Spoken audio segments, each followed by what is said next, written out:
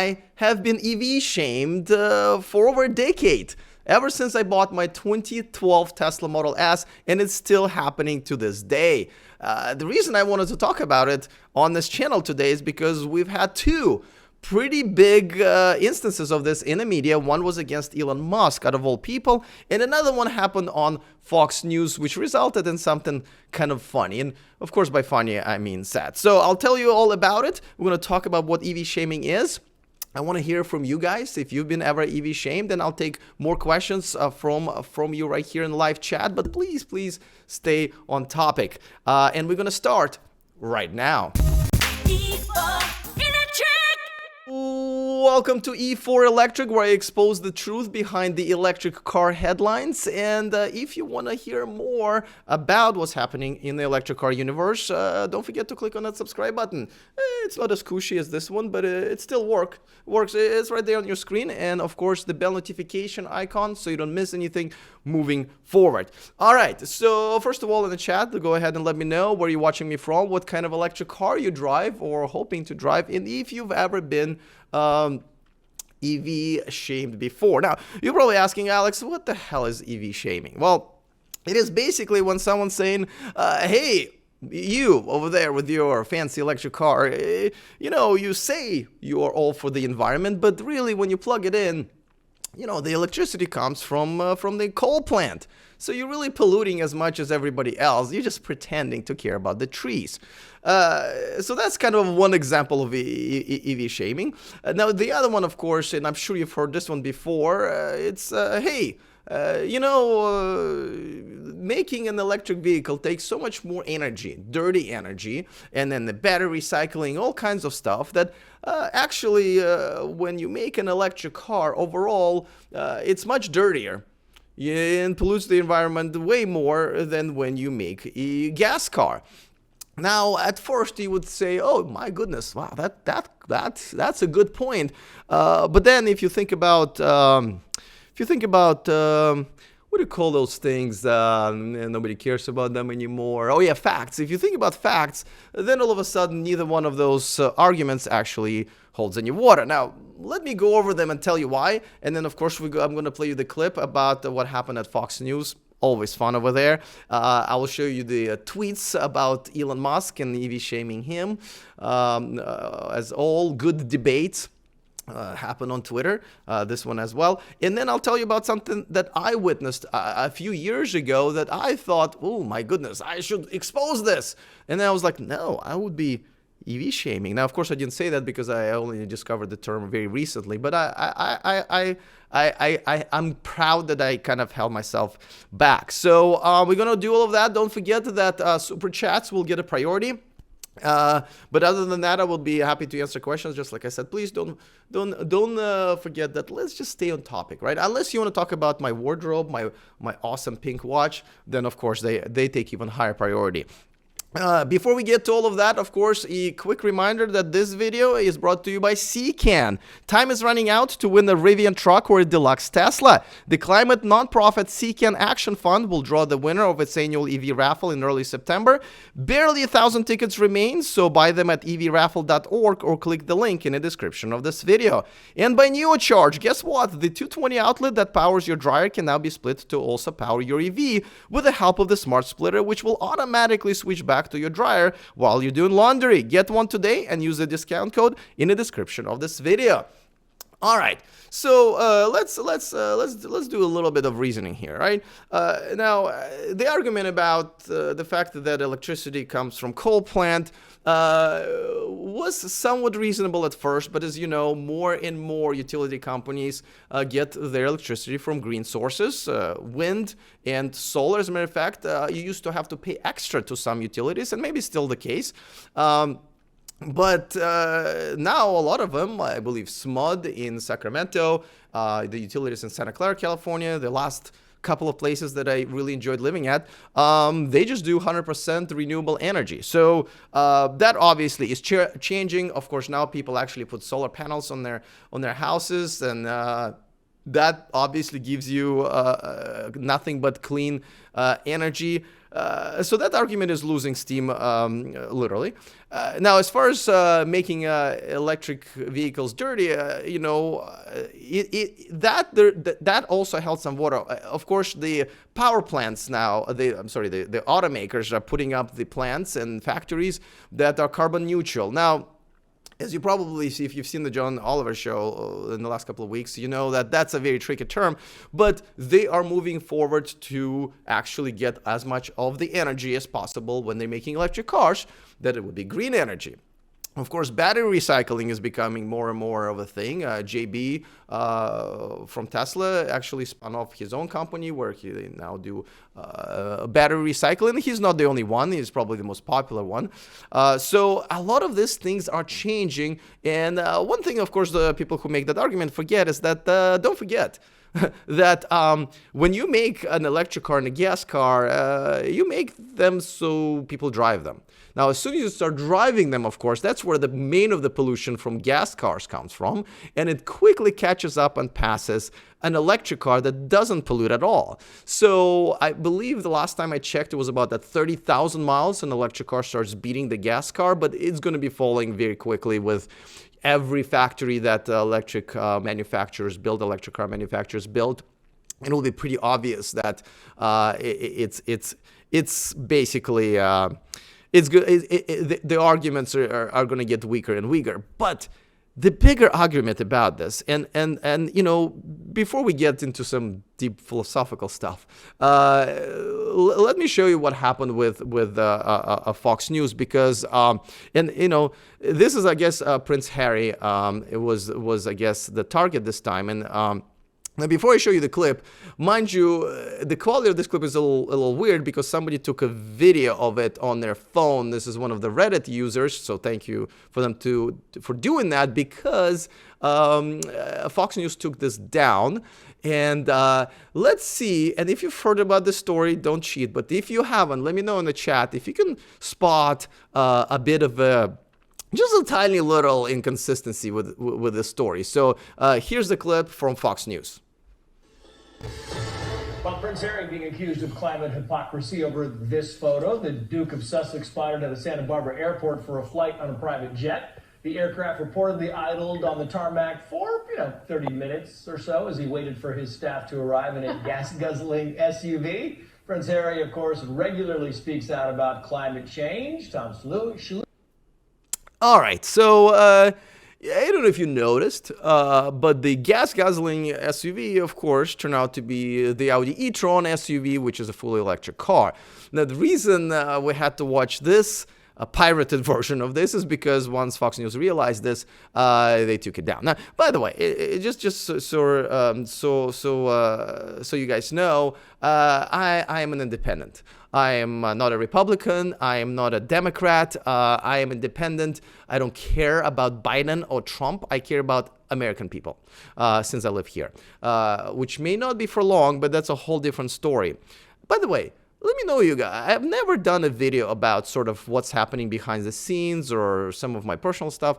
Let me know if you want me to make a video just about why I might be moving out of the United States. So, and that way I'll know if this is something of interest.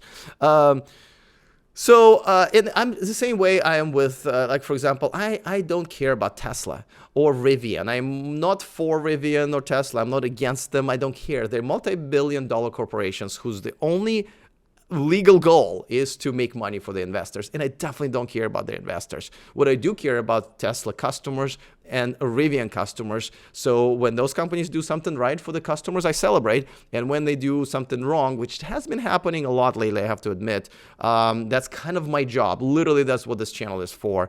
I'm going to call it out. So, and by the way, I have a really awesome header for the channel coming up to kind of illustrate that exactly what the channel is about. I think what we're going to do is we're going to put a lie detector like on the picture, and then have the cables. You know how they run around like people's like chest and stuff like that. It will actually be hooked up to a Tesla, an electric car. So my graphics designer is working on it. I think it's going to be pretty cool. I digress. So here's the biggest sort of fallacy in this argument about EV shaming. The biggest problem is with this argument, and I don't know if it's a generational thing. I hate to be the old fart saying, get off my lawn. When I was a little boy, things were done completely different. And they have been. When I was a little boy, when you were trying to change the world, when you're trying to make a major change from something that we've gotten used to, it takes a while. It takes a long time. It takes a lot of different minds and takes a lot of leaders to do this. So no, we can't just switch everything at once. First, apparently, we had to have an electric car. Okay, EV1, Nissan Leaf, they weren't very good. I don't mind that EV1 was killed, despite what the documentary says. That was an ugly car that was not appealing to people and only kind of killing the whole notion of electric cars. But Tesla came up with the one that had a great appeal, great range, great look, and so forth. So it's a process. So the electric car had to come first. Then, solar panels to charge the car with something green.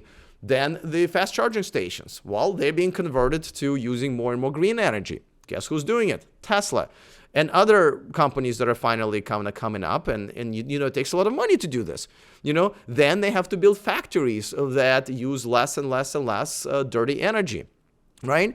So forth and so forth and so forth. So you have to do one by one, but somebody had to start with one product. So this whole notion that you either have to do everything at once or don't do it at all is outrageous. This is just such a small lack of understanding and small thinking, and that's why I kind of wanted to show you the Fox News clip, right? Because there was such a cheap accusation, which also wasn't even based on a fact, right? Sometimes people, I feel like nowadays, and this is one of the reasons I wanted to try different countries, because everybody just wants to cancel everybody else. I don't know when we started being this way. I really don't. I really don't. Maybe it's when I started seeing a lot of cars parking on public parking lots and taking to spots. Maybe when I started to get, ghosted and stood up on my Tinder dates and Bumble dates. I don't know. But it's here, and we can't live this way, honestly. I can't. I really can't. So we have to look at the complicated, complex topics in the appropriate way, which is a complicated explanation. And when we're changing the world, we have to do it little by little. All right. So, which brings me to another thing that just happened with Elon Musk. Now, let's be I give Elon Musk a lot of grief, and I have been for years here, because he's done a lot of great things. Without him, I wouldn't even be sitting here doing this, having this job. A lot of you wouldn't be. None of you actually who drive electric vehicles probably would be driving electric vehicles. None of this was probably possible. I know people saying, no, sooner or later we would have gotten there. There would be others and there would be governments. No, I don't think so. I think without Elon Musk, there would be none of this stuff. And people were quite free to land rockets vertically before him, and yet it had to take him to come in and actually do it. So I fully give credit to him, as big as of a douchebag he's been lately for the last several years. I absolutely believe that without him, none of this would have been possible. Now, as you probably know, there's a Twitter account that a 20-year-old runs, which I think is called Elon's Jet. And he's a very smart kid. He figured out how to actually track Elon's jet based on public data, and he consistently updates where they're flying back and forth. Now, Elon got a little upset about it. Elon was like, "Okay, can you please take it down? I don't want people to know where I'm at all times." And I think he also offered him like $5,000, which is I don't know.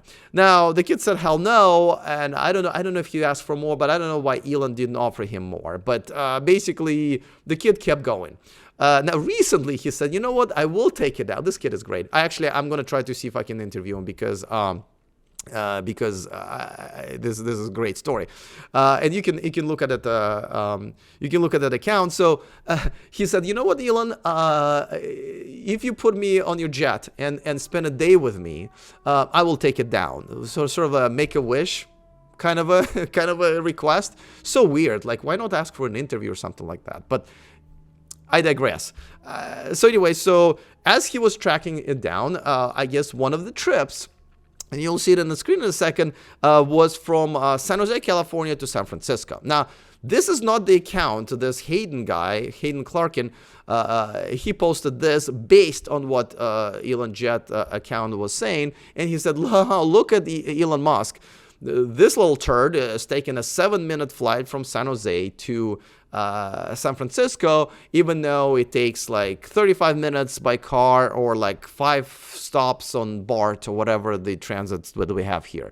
So I haven't taken public transportation here in America, just because I think I've filled all of my obligations of taking public transport when I was in Russia for 15 years. So now, and yes, I mean, it is somewhat of a point that, hey, listen, Elon burned a lot of fuel on his jet to get there, but I don't even know where to start. Now, first of all, just like with everything, we didn't get to the jets yet. We didn't figure out how to have all electric jets yet. Guess who would do it? Not this Hayden guy, obviously, he's busy tweeting, but someone like Elon Musk. So, and Elon Musk's time is very, very valuable, because when he spends his time on something, when he's awake, when he's not getting his employees pregnant, it's on doing that, figuring out how to get to the jets and semi-trucks and boats and how to make them all electric. So he needs the damn, it's 7 minutes. And by the way, I've lived in Silicon Valley for most of my life, almost 30 years now. And I got to tell you, in traffic, that's not a 35-minute drive. It's over an hour, sometimes an hour and a half. And are you seriously asking that Elon Musk will take public transportation? You have to understand, this guy's time is valuable to us.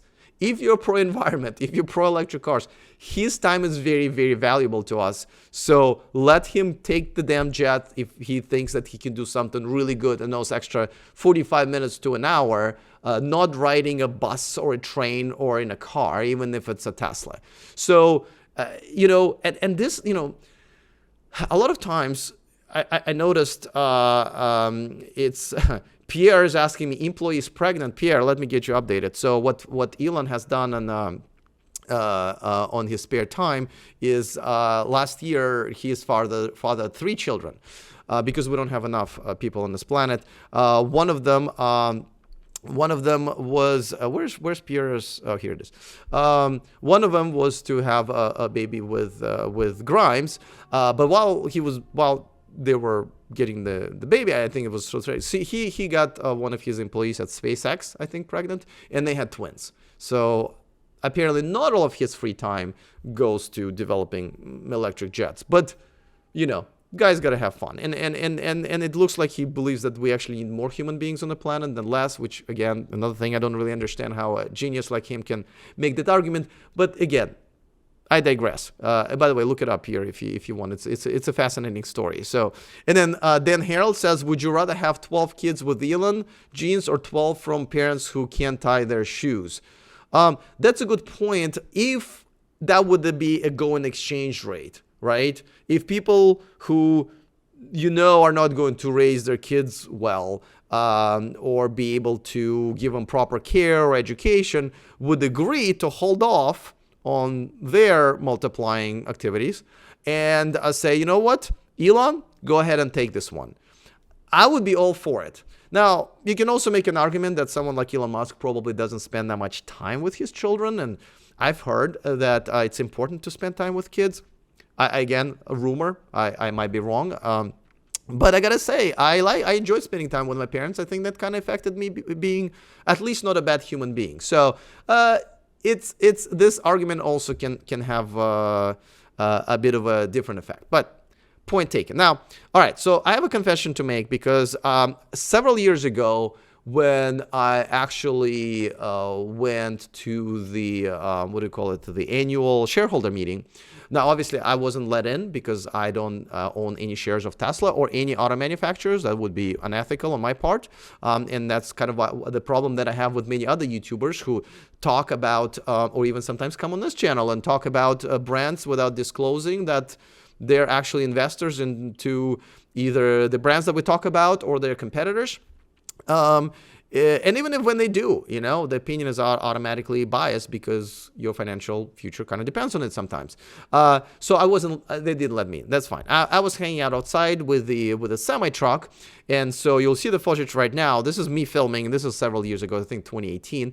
And as you can see right there is a Kimball Musk, and I was kind of filming him. I was like, oh, this is really cool. I'm hanging out with a semi truck.